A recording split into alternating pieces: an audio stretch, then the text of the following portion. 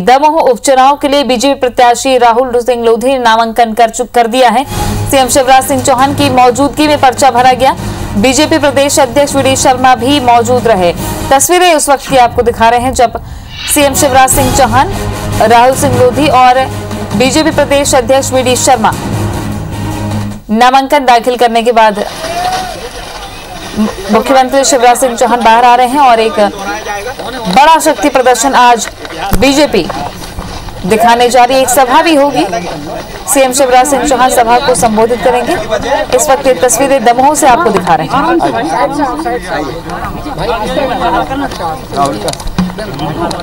भैया कैमरा तो पीछे करो यार, थोड़े फैल जाओ थोड़ा दूर रहो,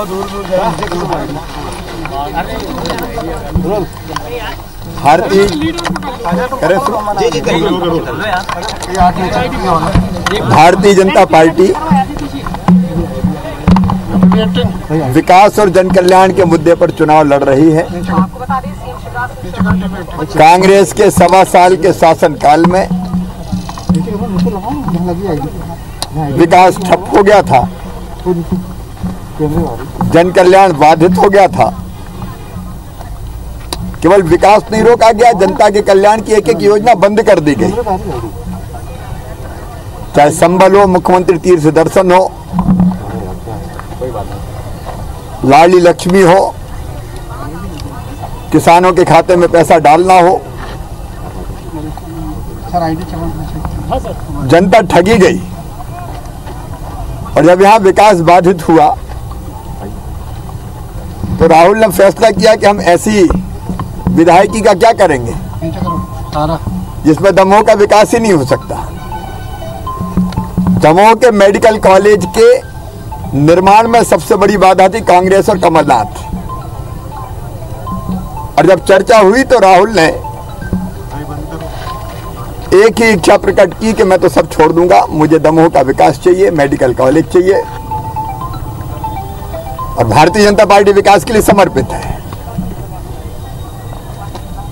राहुल छोड़ के आए बिना किसी शर्त के, कैरियर दांव पे लगाया दमोह के विकास के लिए। और हमने तो जब पहले भी सरकार थी तो जयंत मलैया जी के नेतृत्व में दमोह का विकास हुआ। जैन जी ने कोई कसर नहीं छोड़ी। और अब फिर जैसे ही भारतीय जनता पार्टी का शासन आया, हमने फिर दमोह के विकास की यात्रा फिर प्रारंभ कर दी। विकास के मुद्दे पर ही हम चुनाव लड़ेंगे और भारी बहुमत से, शानदार वोटों से। लेकिन सर, बिकाऊ और टिकाऊ का मुद्दा बहुत हावी हो रहा है यहाँ पे। आपके प्रत्याशी को बार बार बिकाऊ कहा जा रहा है। ये पहले भी वो चिल्ला चुके और कुछ नहीं मिलता तो टिकाऊ, और ऐसे आरोप के जिससे तो खुद कांग्रेस गिरी रही। बिकाऊ थी कांग्रेस की सरकार, बेच दिया था। स्थानांतरण से लेकर सब चीजों में बिना पैसे के कोई काम नहीं होता था। जिन लोगों ने दलाली का अड्डा बना दिया मध्य प्रदेश के वल्लभ भवन को, सेक्रेटरीट को, उनके मुंह से ये शब्द शोभा नहीं देते। पहले भी उपचुनाव में जनता सबक सिखा चुकी है और जिनने प्रदेश के विकास को ही बेच दिया उनको सबक सिखाएगी भारतीय जनता पार्टी को, राहुल को जिताएगी। सब साथ हैं सर। अरे हम सब साथ हैं। भारतीय जनता पार्टी का पूरा परिवार एक है।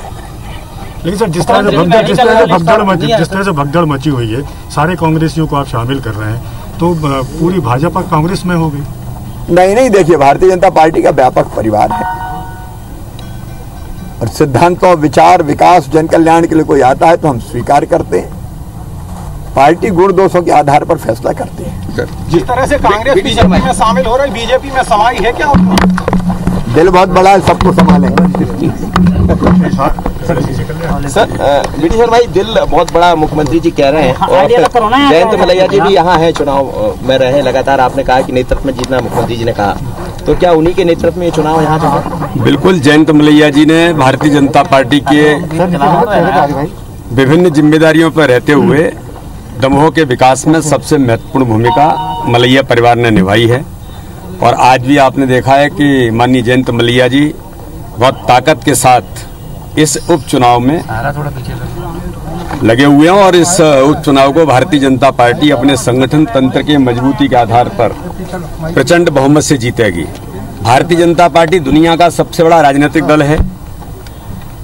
भारतीय जनता पार्टी का ऐसा नेतृत्व जो पश्चिम बंगाल से लेकर के केरल तक लोग भारतीय जनता पार्टी के प्रति अपनी आशाएं और आकांक्षाओं के प्रति लोग भाजपा में आना चाहते हैं, क्योंकि देश के विकास मोदी जी के साथ खड़ा है, मध्य प्रदेश के अंदर माननीय शिवराज सिंह चौहान के साथ खड़ा है। तो ऐसे में लोगों को लगता है कि हम ऐसे दल के साथ जो देश के लिए काम करना चाहता है, विकास के मुद्दे पर काम करना चाहता है, केवल लूट खसोट यहाँ नहीं है, कोई परिवार का संगठन नहीं है। ये भारतीय जनता पार्टी दुनिया का इतना बड़ा परिवार है और यहाँ पर लोग देश और समाज के लिए काम करने की भूमिका में हैं।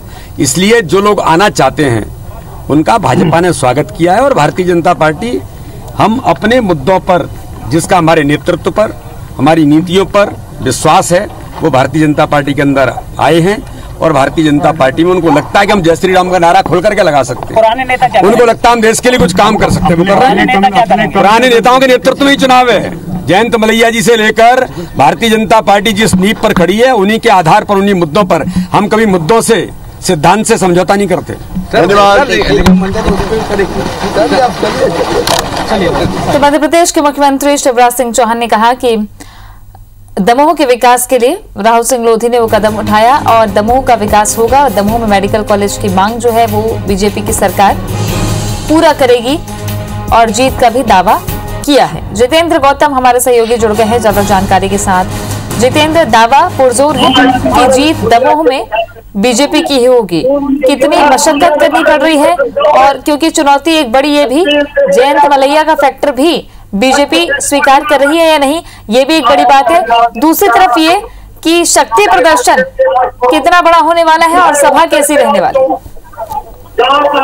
जी, मैं आपको बता दूं कि आज है जो सूबे के मुख्यमंत्री शिवराज सिंह चौहान जो करीब 12:15 बजे दमोह पहुंचे, जहां हेलीपैड से सीधे तहसील कार्यालय के लिए रवाना हुए, जहां पर दमोह से भाजपा प्रत्याशी राहुल लोधी का नामांकन फॉर्म जमा कराया। वहीं इस दौरान उन्होंने दमोह विधानसभा उपचुनाव में अच्छी खासी जीत का भी दावा किया। उनका कहना है कि हम दमोह विधानसभा उपचुनाव की जो सीट है वो भारी बहुमतों से हम यहाँ पे जीत के बताएंगे।